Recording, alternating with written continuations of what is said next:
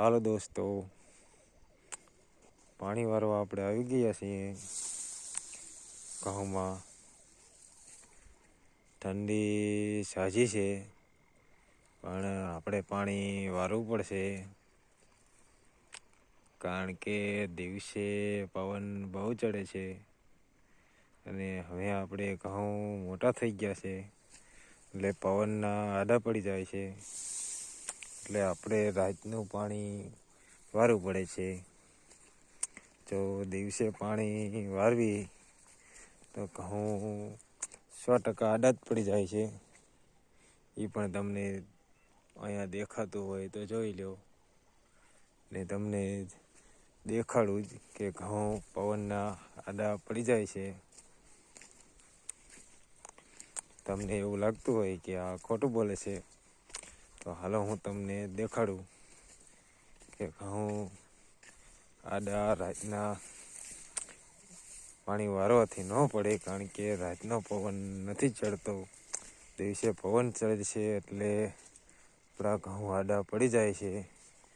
હાલો હું તમને દેખાડું. આ મેં દિવસે પાયા હતા, જોઈ લો. આવી રીતના થાય છે, જોઈ લો.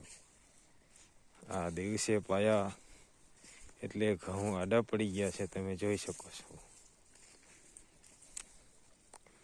એટલે જોકે આખું ચરિયું જ આડા પડી ગયા છે, જોઈ લો તમે. આ જુઓ તમે, હાવ ભોંહારવાર સૂઈ ગયા છે, અને તમને ખોટું લાગતું હોય તો જોઈ લો તમે. આ ઊભા છે અને આડા પડી ગયા છે, જોઈ લો. એટલે મેં આ કાલ દિવસે પાણી વાર્યું હતું, અને આજ દિવસે પાણી નથી વાર્યું, એટલે અત્યારે આપણે રાતનું આવી ઠંડીનું પાણી વારવું પડે છે.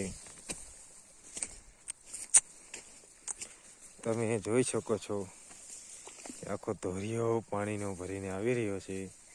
તમને ખોટું લાગતું હોય તો તમે જોઈ શકો છો, જોઈ લો. આ પાવડો રહ્યો, આ પાણી આશ્ચર્યમાં જાય છે, અને હવે આપણે નાકું વારવાનું છે, તમે જોઈ શકો છો.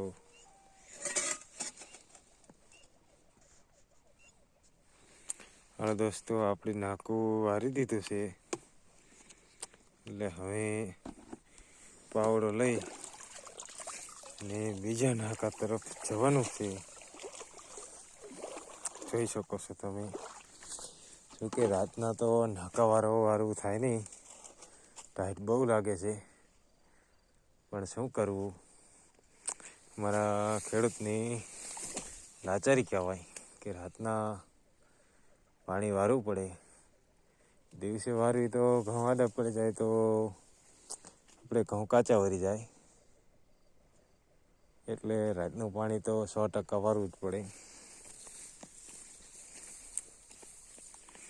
ને આ આપણી ટોચ છે, તમે જોઈ શકો છો.